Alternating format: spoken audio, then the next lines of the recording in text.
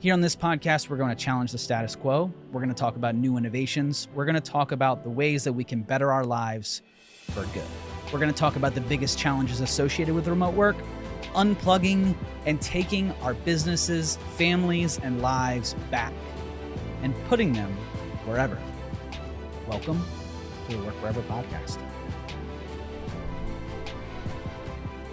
Welcome on into another episode of the Work Wherever podcast. I'm your host, Roy Edwards, and today we're doing a hypothetical. So hopefully you like these one-on-one solo hypotheticals. I'm going to keep doing them. We have announced that we're going to do a couple more different sections, types of episodes of the podcast. So we're going to do trivia. So that'll be Sydney Brown, Haley, myself, a couple of our employees, and maybe some guests. And we're going to do some trivia around travel, remote work, technology, different apps, things like that. So looking forward to that. We're going to do those. We're calling it Internet Hotspot, which will be trending articles and statistics and news around travel, remote work life, working wherever, that type of thing. We actually just recorded our first episode of that, so give it a listen. I think it's pretty good. That's me and Sydney. We'll cruise through the interwebs and find some cool stuff and talk about it. Then we'll have obviously the traditional interviews where I'll sit down with some people, and then we'll have these where it's just me, just talking about some hypotheticals about what if scenarios that may or may not ever happen.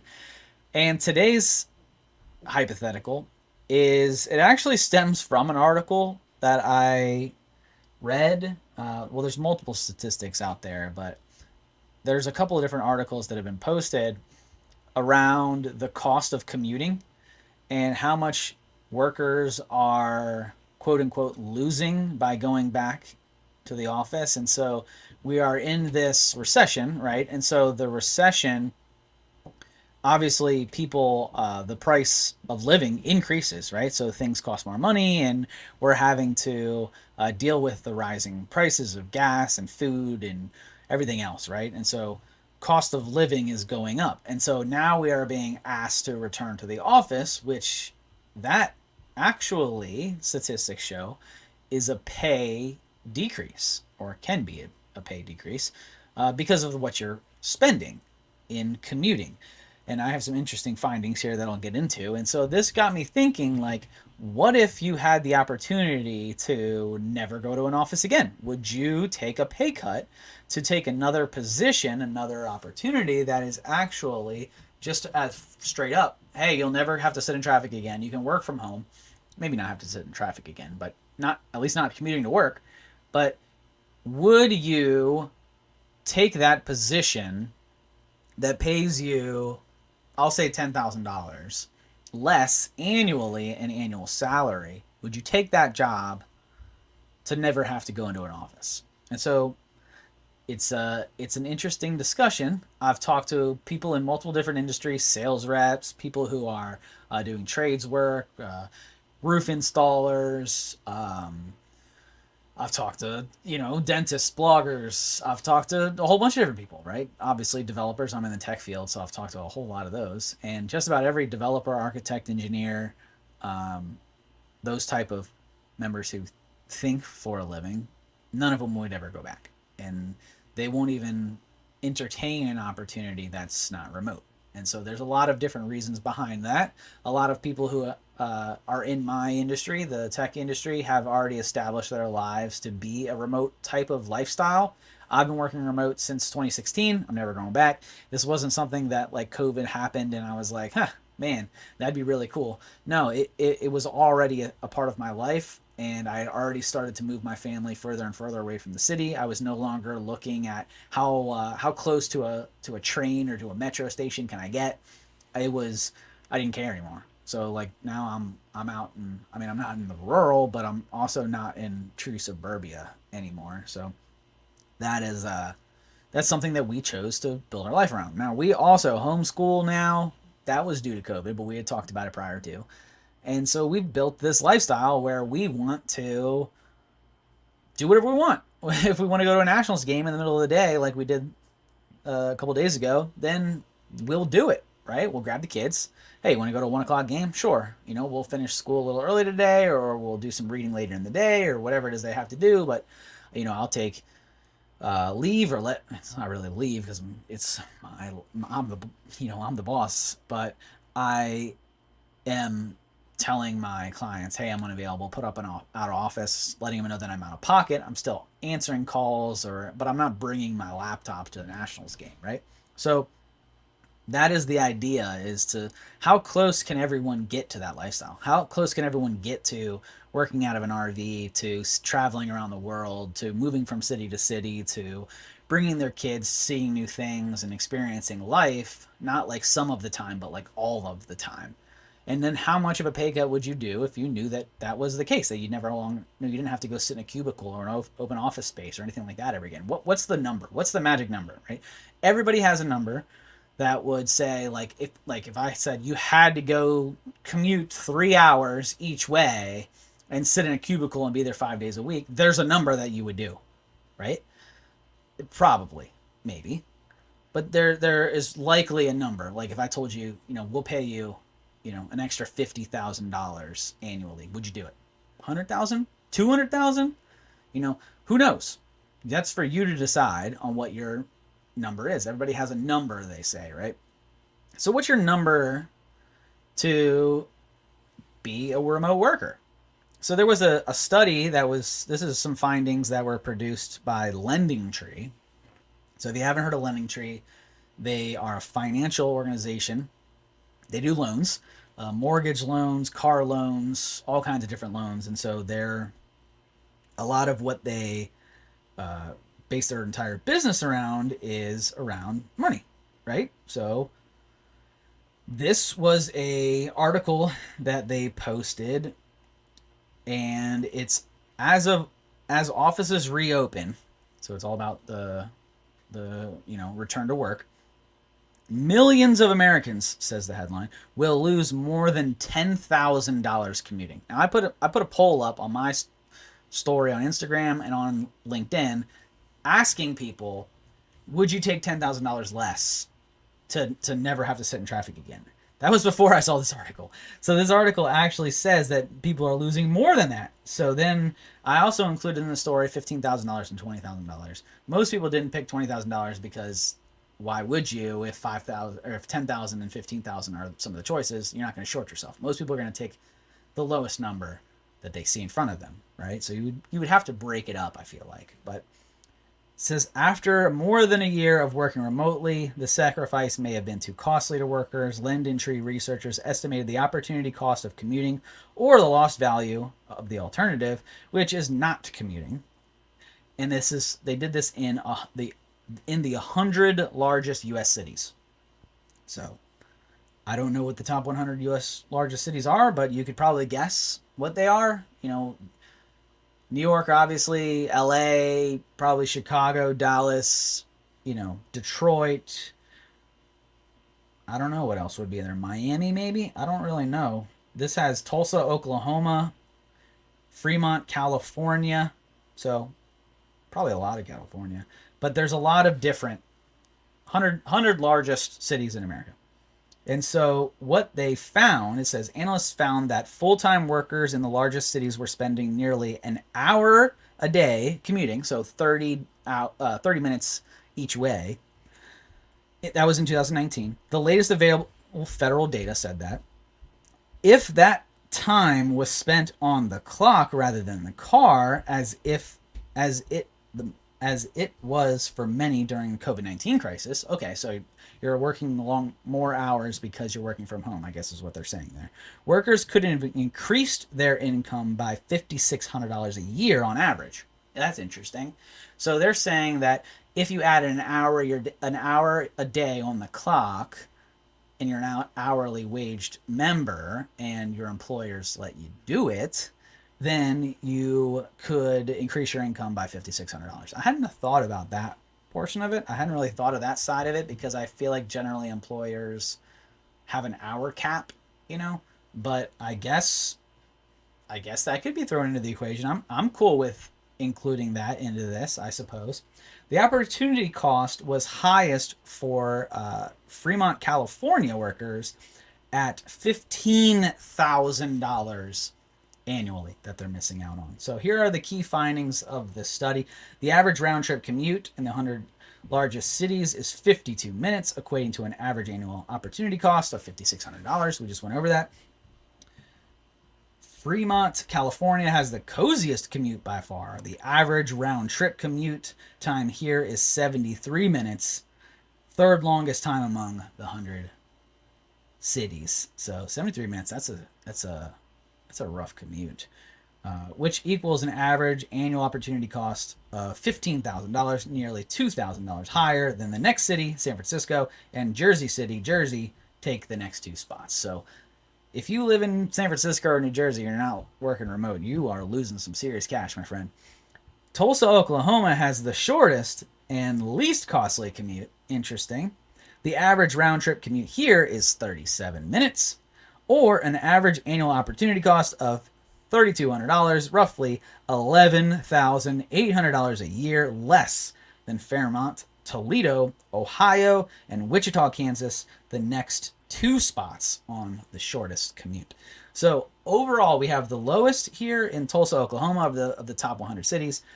$3,200 is what you're losing, or leaving on the table, I should say. Up to $15,000 out there in California, with the average being right around $10,000.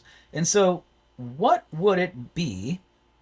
What's your number to say, you know what? I don't want to do that anymore, right? So I don't want to commute anymore. And I started to do the math a little bit. And this article actually did some math too, which is good to know. But I started doing the math because my commute, I was spending about $15 a day if I was taking the metro. So that was $5 in parking, about $10 each way, or $10 total, $5 each way to take the metro. So about $15 a day. Okay.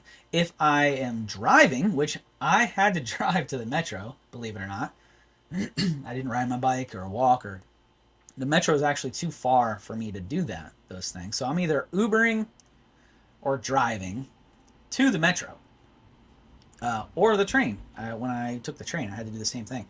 So that was an additional cost. We'll call it $100 a week in gas, which today's world, $100 is like one tank, right? So we'll say that. So $400 a month in gas. It's about $4,800 in travel cost. And then you're talking about $5 a day, which is $50 a week, 4 weeks in a month, so $200 a month, 200. So there's another 2,400. So now we're at 50. We'll call it $6,000. That's what I was spending just in travel. Okay, that doesn't take into account oil changes because I'm driving more, car maintenance. That doesn't take into account parking tickets. I did get some parking tickets. I got in some trouble a few times when taking the train. I also, on multiple occasions, missed trains or missed metros and had to do all that kind of stuff. So that was added stress and value. It was an hour commute each way, even when I was taking the metro or the train. So that meant I was losing 2 hours a day in commute. So there are definitely some pros and cons. I guess the pro in commuting is that I was able to work from the train, and I actually kind of enjoyed reading on the train. I got a lot of reading done, but still, I'd much rather have done that at home. I get to do reading now. So, but let's get back to this LendingTree article. 36.4, that's the commute time. So this is the math behind them. 36.4 commute time times 2 to make it a round trip. That's about 60 minutes, right? So 1.2 total hours commuting. Okay. So, divided by 60. So they took 36.4 times it by 2 divided by 60 to find your total how many hours, right? Which is 1.2 hours. They took 1.2 times it by 49.47, which is the hourly wage rounded between the 100 major cities. That's a pretty good hourly wage. 49, 47, $50 an hour. That's like over six figures, right? So that's about $60, they say, in daily cost of commute. That costs you time. Um, $60 times 251 work days, that's $15,000 annual opportunity cost. So that's how they found that number. So I calculated it in just what you actually are losing in terms of the money that you are paying to get to the office, and I found it was right around $6,000. And then my commute was an hour each way, so that's 2 hours a day times 251 work days. So that's 400 and what? 500 hours. Yikes! 500 hours. Uh, 500 hours times they used 49. We'll say 50. Uh, what 500 times 50? Let's see if I'm any good at math. What is that? 20. What is that? 2,500. So plus my 6,000. So we're at 8,500. All right, did I do that right? You guys will correct me if I'm not. So now we're at 8,500. So I think using $10,000 as the number is probably a pretty good one. So hypothetically, would you take $10,000 less, knowing that you're already spending these things and going to the office? I think that the answer is yes. There's multiple articles out there of people taking less money. I've done it. I will not take a job where I have to go back to the office. I don't enjoy it. I think it's super stressful. I think it is a pain in the way that I want to live my life. I think we're going to see more and more individuals and people who want to just kind of take back their lives. I think we're already seeing the trends in the RV community, in the Airbnb community, in travel, in hotel hospitality, where you're starting to see this trend of individuals who are, instead of taking leave, they're taking what was it called? Bleisure, I think is what it was, like business leisure trips. So you're working, but you're working somewhere that's not your house, so that you're able to still able to enjoy vacation, but you are working there. So we've done that a few different times where we'll go to Florida to meet my parents, and we'll stay there for the week, and I don't take leave, and I work, and my kids go out and enjoy the boat, and they get to see grandma and grandpa, they get to play in the pool, and I'm, back in the room working, and I can walk out, every once in a while and say hi, maybe jump in the pool, catch a fish or whatever, and then head back in and work some more. So like that's going to be the trend, right? But how much is that worth to you? That's something that you have to decide what it's worth to you. To me, it's worth far more than $10,000. I think the math, it makes a logical argument at $10,000. But to me, I value my time with my family. I value my time commuting. I value my health far more than $10,000.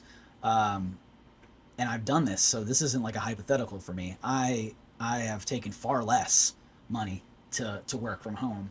Now I ended up starting my own business, but let's stay on track here, guys. Because I have had this. I have had the opportunity to make more money to go in full time, and I didn't take it, and I will never go back. I know a lot of people who feel the same way. So what's that number to you? Let us know. Hit me in the comments if you're listening on YouTube or watching us. Guys, please leave a review, like, and subscribe. Hope you enjoyed this, because I think that this is going to be a real thing. I think that the number for you have to define it over the next couple years, because at some point, you're going to be faced with that opportunity to never have to go to an office again. It's going to be a real thing, whether it's a recruiter hitting you up and saying, hey, this is a remote position, whether it is your organization saying, hey, we're going to displace our workforce, we're going to shut down our office, but we're asking people to take a pay cut. That might be a thing. Or it could be the other way around, where people are like, hey, you have to come back to the office, but you're not going to get a raise. And at that point, you're saying, okay, well, would I take less money to go work somewhere else? So define that number for yourself. Find out what it is. Be true to yourself. Be true to your family. Until next time, guys, thanks for hanging out. I appreciate you. Go get outside. Go work wherever. Enjoy the time with your family. Enjoy time with your friends. And enjoy the remote life. Thanks for hanging out. See you. Well, guys, thanks so much for watching and or listening. We have had a great time. Hope you did too. You can find all of the Work Wherever podcast episodes here on YouTube, iTunes, Spotify, or all of your major streaming platforms, with new episodes dropping every Monday. Make sure to follow us at Capital Presence on all social platforms to stay up to date with the things all Work Wherever related. See you next week.